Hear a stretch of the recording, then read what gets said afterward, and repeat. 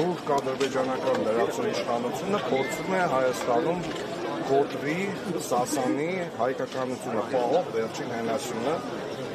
կռվի է բռնվել, մարտի է դուրս եկել, պատերազմ է հայտարարել հայ առաքելական եկեղեցուն եւ այսօր կեսօրին դուք ինքներդ տեսաք, թե ինչպես սովորական ժողովուրդը ոգևորականների հետ ուսուսի թույլ չտվեց, որպեսզի հրաման ստացած ուժայինները, ես ուժայիններն եմ, գիտեք, տեսեք, ես տեսել եմ լացող ուժայիններ, ես տեսել եմ իրենց գործը հերի փորձող կատարող ուժայիններ, որոնք հասկանում են, որ իրենք մտել են սրբություն սրբոց, իրենց հրաման են տվել մտել սրբություն սրբոց եւ իրենք հասկանում են, որ դա շատ վատ բան է։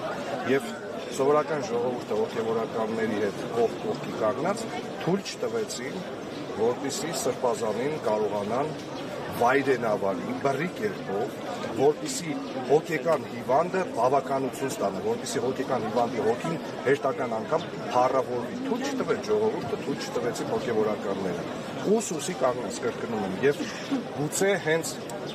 դա ինչ որ տեսակի նոր հաղորդագրություն է բոլորիս, բոլոր հայերին, ամբողջ հայ ժողովրդին, ամբողջ Հայաստանին, որ եթե մենք ուզենք ու կանգնենք մեկ անգամ կանգնենք վճռական, տեսեք սրբազան հայրը, այն թափթփուկներ կան, չէ, գրում են պահկվում էր ժողովրդի թիկունքում, պահկվում էր մայրատորի թիկունքում, ժողովուրդը ցույց տվեց, որ կարող է պաշտպանել իր եկեղեցին, հետո սրբազանը դուրս եկավ եւ ասաց ես ոտքով գալիս եմ, որովհետեւ ես օրինախախտ չեմ։ Ես ինչ ասել եմ, ամբողջ բոլոր ասածներից տերն եմ։ 1 տարի ու կես առաջ տված հարցազրույցի հիման վրա գործ հարուցել, այդ նշանակում է, որ 1 տարվա ընթացքում կամ իրավապահները լավ չեն աշխատել, կամ սա քաղաքական պատվեր է։ Իհարկե բոլորս կարծում եմ վստահ ենք, որ սա քաղաքական պատվեր է, որի հանգուցալուծումը ամենայն հավանականությամբ լինելու է երկրի գերագույն գլխավոր դավաճանի վարչապետ։ Հենց նոր քաղաքական նոր լուծում է տրվել իրավիճակին, Հայաստան դաշինքից Իշխան Սաղաթելյանը հայտնել է, որ իրենք 28 ստորագրություն դրեցին իմպիչմենտի նոր գործընթացով,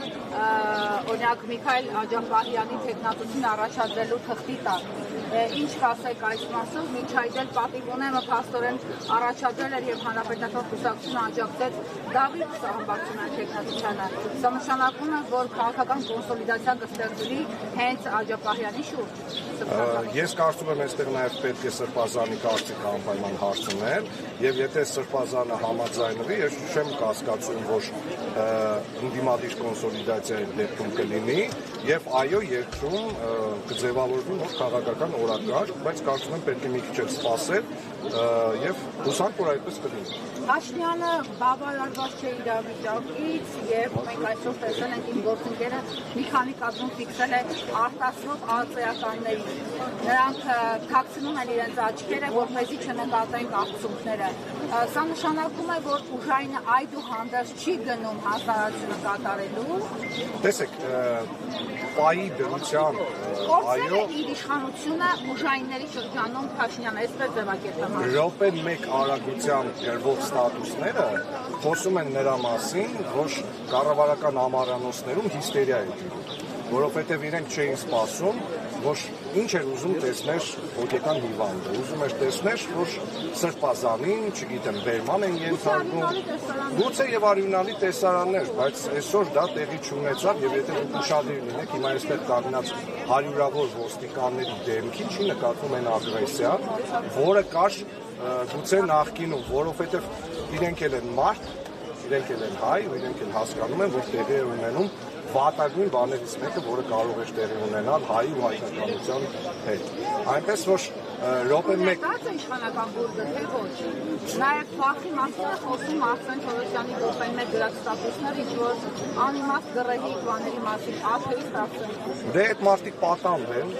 եւ կատարում են այն ամեն ինչը, ինչ իրենց հրահանգում են կամ ոցախոս ստանում են, այնպես որ րոպե մեկ գրված ստատուսները խոսում են նրանց մասին, որ իրենք տեսնում են ժողովրդի ու Հայաստանի Հանրապետության ընդդիմանալը այս process-ին, իրենք զգում են այդ ամեն ինչը։ Վերջը տեսեք գրժի Facebook-յան էջի լայքերի քանակի կտրուկ նվազումը եւ շեյրերի քանակի, այո, կտրուկ նվազումը, դա խոսում է նրա մասին, որ այն բառապաշարը, այն հռետորաբանությունը, այն լեկտի ու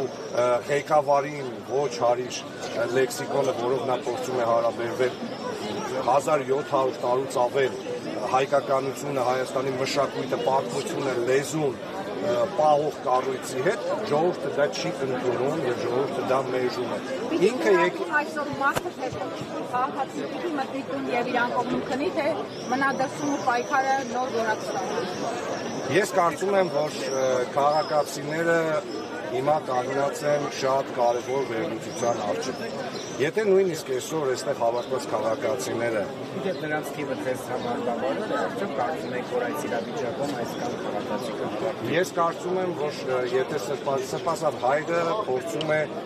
իրավիճակը չլարել, դուք ինքներդ տեսաք, որ իր գալու ներկայանալու քննչական կոմիտե հենց խոսում է նրա մասին, որ առավոտյան ժողովուրդը եւ հոգեվոր հայրերը ցույց տվեցին, որ կարող են պաշտպանել Մայրաթոր Սուրբ Էջմիածինը, որ կարող են պաշտպանել եւ թույլ չտալ բռի կերպով բերման ենթարկել Սրբազան հորը եւ իր ներկայանալը նաեւ խոսում է նրա մասին, որ ինքը օրենքից էլ չի խուսափում եւ չի փախչում, ինչպես փորձում էին լկտիավարի ներկայացնել ուսապարկերից շատերը։ Հիմա ժողովրդի մենք պիտի հասկանանք, որ Մայրաթորը իմաստուն է, Մայրաթորը գիտակցում է պայի լրջությունը եւ ես մեծ հույս ունեմ, որ այսօրը, երբ որ թուրքը չի կարողացել մտնել Մայրաթոր, փորձում էին մեր ուժայիններին, կներեք այս արտահայտությանս համար, փչացնեին հրահանգ տալով, տղեկը մաքսիմալ իրենց փորձել են կոռեկտ պահել եւ չեն արել այնպիսի բաներ, որ չգիտեմ, գուցե հիմա չկարողանային գլուխները մի քիչ ցածր տեսնում են իրենց գլուխները, բայց չկարողացան, դա այդ տեսարանը չտեսավ գիժը, դրա համար հիմա րոպե մեկ ստատուսներ է գրում։ Ես վստահ եմ, որ հոգևոր հայրը Սրբազանը դեռ հոտին չեն դիմել։ Չի դիմել։ Ես երեք երեկոյան Սրբազանի հետ խոսել եմ, հարցրել եմ ինչ ես կարծում, ինչ ես մտածում, ինչ է պետք անել, ինքը անընդհատ հանդարտության ու հանգստության կոչ էր անում եւ ինքը այսօր էլ Շիրակի թեմին իր հոտին չի դիմել, որպեսզի իրավիճակը չլարի։ Այստեղ հավաքված իմ գյումրեցի ընկերները, Շիրակի մարզից եկած մարդիկ եկել են ինքնական սեփական կամքով եւ ոչ մեկ իրենց չի ուղղորդել ու չի բերել։ Ես կարծում եմ, որ եթե ինչ որ մի պահի հնչի կոչ, այս կոչին արձագանքելու է ամբողջ Հայաստանը։ Եթե հնչի կոչ, Սուզի ջան, զանգերը կհնչեն, ես վստահ եմ կհնչեն այնպես, երբ որ պետք լինի, երբ որ հնչի ամենակարևոր կոչը։ Հիմա այս պահին պետք է սպասել, տեսնել։ Չնայած կանխատեսել է, մենք գիտենք ինչ է այստեղ տեղի ունենալու, բայց ես ներքին զգացողություն ունեմ, որ որոշակի քննարկումներ հիմա տեղի ունեն Մայրաթորում, սպասենք ողջիաբար եւ տեսնենք ինչ է տեղի ունենալու։